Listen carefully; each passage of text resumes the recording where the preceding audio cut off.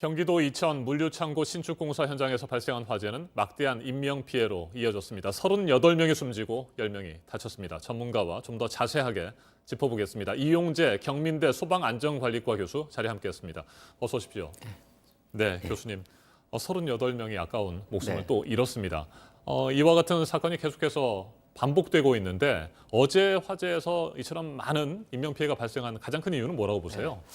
그럼 몇 가지로 좀 요약시켜 볼 수 있는데요. 네. 일단 이 물류창고라고 하는 것이 일반 건축물하고는 공간 구조가 아주 다릅니다. 일반 건물들은 보시다시피 이렇게 벽이 있고 실들이 구획이 되어 있죠. 네. 근데 창고라고 하는 곳은 그런 구획되어 있는 게 거의 없고 하나의 큰 통공간으로 되어 있죠. 그러다 보니까 화재가 발생이 되면 건물 전체나 전층으로 아주 빠른 시간 내에 유독가스가 꽉 들어찰 수밖에 없는 그런 그 공간적인 특성을 가지고 있다라는 거고요.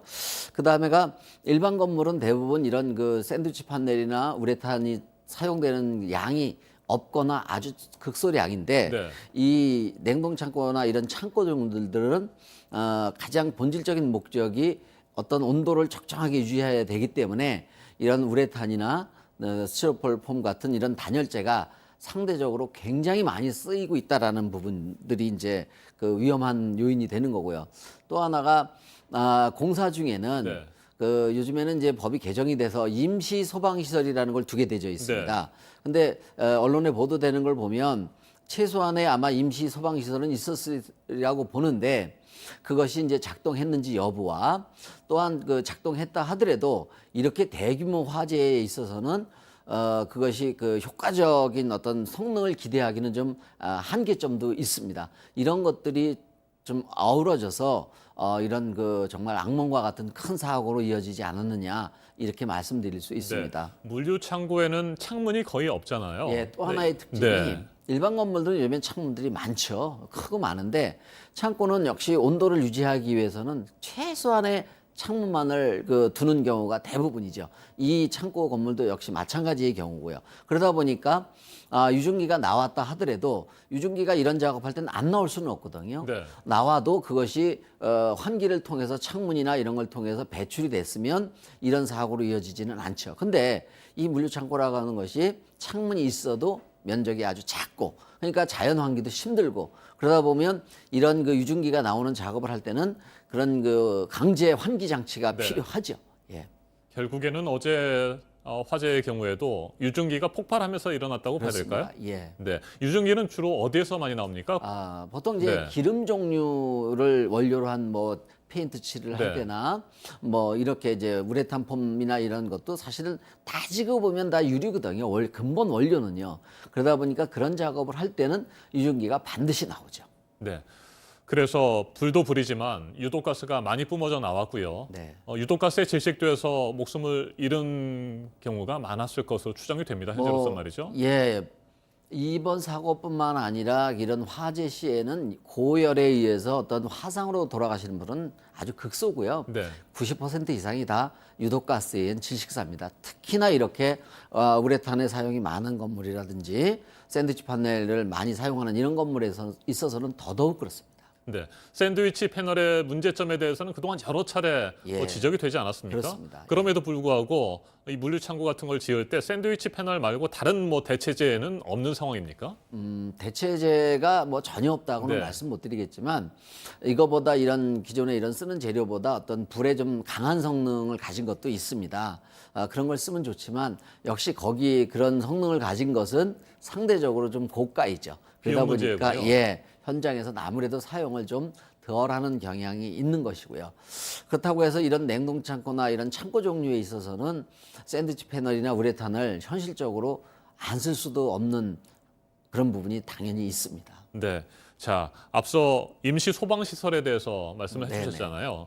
구체적으로 현행법에는 어떻게 규정이 되어 있습니까? 예, 보통 이제 최소한 소화기와 네. 옥내 소화전, 그 다음에 이제 피난 갈 수 있는 유도등 같은 거, 피난 경로를 이렇게 유도선을 깔아 놓는다든지요, 테이핑 작업이나 칠을 해서 이런 것들이 이제 기본적으로 필요한 것들이죠. 네. 그런데 그런 것들을 제대로 갖추지 않았을까요? 아니면 그런 것들이 뭐 일정 부분 갖춰져 있지만 제대로 작동하지 않았거나 예. 또 하나는 그런 것들을 이용해서 진화 작업을 할 수 있을 만큼의 시간적인 여유가 없었거나 예. 둘 중 하나 아니겠습니까? 물론 제가 현장을 네. 보지 않고 그런 임시 소방시설이 있었느냐 네. 없었느냐 또는 작동했느냐 말았느냐는 제가 단언 말씀드리기는 곤란한 부분이고요. 설사 그런 것들이 있고 작동했다 하더라도 이렇게 빠르게 폭발을 동반하고 확산되는 경우에 있어서는 그런 것들의 임시 소방시설의 어떤 한계점은 반드시 있는 거죠. 그래서 그런 것을 커버할 수 있는 범위를 넘어선 그런 대형 화재였다 이렇게 말씀드릴 수 있습니다. 네. 최초 발화의 원인을 찾아야 되고 네. 발화 지점을 찾는 작업이 이제 진행이 되지 않겠습니까? 그렇습니다. 예. 네. 어떻게 제가 알기로는 진행이 될까요? 아마 네. 오늘 중으로 벌써 국가 수나 소방 당국에서 정밀 그 화재 원인 조사와 감식에 들어가는 것으로 알고 있습니다. 그래서 거길 통해서 나와야죠. 제가 뭐 섣불리 추정은 가능할지 모르지만 원인이 이거다라고 말씀드리기는 곤란합니다. 네. 앞에서 저희가 보도를 해드렸습니다. 2008년에도 이천의 냉동창고에서 비슷한 사고가 있었고요. 40명이 안타깝게도 또 목숨을 잃었습니다. 이런 일들이 계속해서 반복되는 가장 근본적인 이유는 뭐라고 보세요? 예, 거의 뭐 같은 화재라고 볼 수도 있는데요. 이것이 가진 이런 그 창고들이 가진 그 공통적인 위험성인데 그래서 국가에서나 소방당국에서도 손을 놓고 있었던 것은 아니고요. 그런 사고가 빈발하고 그런 잠재적인 위험성이 충분히 있으니까 관련 법 규정이나 제도도 사실은 많이 정비를 했습니다. 그 이후에 대표적으로 어떤 것이냐면 이런 그 위험한 이걸 우리 법에서 화재 위험 작업이라고 정의를 하고 있습니다. 네. 산업안전보건법에서. 그래서 이런 작업을 할 때는 최소한의 이런 그 용접 작업이나 용단 작업을 할 때는 5m 지근 거리에 소화기도 비치하고 그다음에 용접 불티가 튀게 되면 사실 작업자는 작업에 몰입하다 보면 용접 불티가 튀었는지 어디로 튀었는지 이거를 감시하기가 쉽지 않거든요. 그래서 화재 감시자라고 하는 사람을 반드시 옆에다 두도록 하고 있죠. 그래서 이 사람의 그 업무는 불똥이 어디로 튀는지 어디서 화재가 날 위험성이 있는지 이거를 감시하는 거죠. 네. 그래서 이 부분들이 이런 화재 감시자가 있었는지 없었는지 이런 부분들도 이번 화재에서 좀 짚어야 될 부분이고 이런 부분에 대해서 산업안전보건법이나 우리 소방법에서 많이 강화가 된 것은 사실입니다. 그러나 이런 것들이 법은 돼 있다 하더라도 네. 얼마만큼 현장에서 이런 것이 합리적으로 실행에 옮겨졌는지 이런 부분들은 아직 굉장히 그 미지수는 많이 남아져 있습니다. 네. 일단 현재로서는 임시 소방 시설을 철저히 갖추고 안전 관리를 확실하게 하는 방법밖에는 없는 것 같습니다. 끝으로 한 가지만 질문을 좀 드려보도록 하겠습니다. 앞으로도 만일 이와 비슷한 뭐 화재가 발생하기 시작한다고 한다면 그 안에서 물류창고와 같은 곳에서 밀폐된 곳에서 작업하던 근로자들, 노동자들은 어떻게 해야 됩니까?